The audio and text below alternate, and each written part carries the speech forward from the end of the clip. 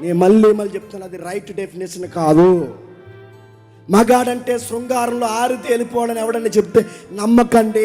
ఇలాంటి బోర్డు సలహాలన్నీ పాటించి సెక్స్లో నాలెడ్జ్ నేర్చుకోవాలని పనికి మళ్ళీ సైట్లలో నాలెడ్జ్ పెంచుకొని చివరికి వాడు రోడ్డు మీదకి వస్తే ఆడ కుక్కనే ఆడ పిల్లని సమానంగా చూసే సైకో ఎదవలు ఈరోజు తయారవుతున్నారంటే వీళ్ళందరూ ఇలా తయారవడానికి కారణం ఏంటి చెప్పండి?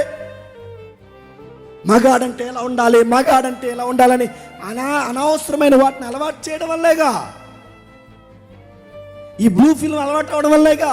ఇలాంటివి చూసినప్పుడు వాడి బాడీ రేగినప్పుడు, వాడు పరిపక్వత దశలో ఉన్నప్పుడు ఇలాంటి విషయాలు చూస్తే వాడికి రోడ్డు మీద ఆడ కుక్క ఆడ పిల్ల ఒకేలా కనబడుతుంది. వాడికి ఎందుకు వాడు అలా అయ్యాడు? కారణం ఏంటి చెప్పండి? వాడికి ఎవడో చెప్పాడు పురుషుడు అంటే ఎలా ఉండాలని.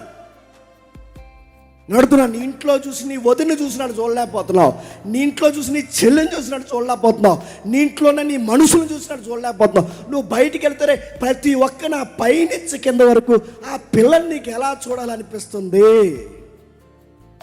నీ చెల్లి కాదా, మీ వదిని కాదా, వయసులో ఉన్న మీ అమ్మ కాదని అడుగుతున్నావు, నీకు ఎలా చూడాలనిపిస్తుంది? నీకు పురుషుడు అనగానే ఆడపిల్ల రోడ్డు మీద కామెంట్లు చేసుకోవడమే పురుషుడు అనుకుంటున్నావా?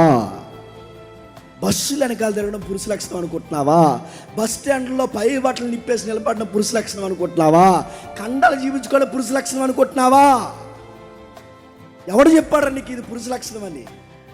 ఎవరు నేర్పించి నడుతున్నాను? ఇవి పురుష లక్షణాలు కాదు. మ్యాన్హుడ్ అంటే అది కాదు.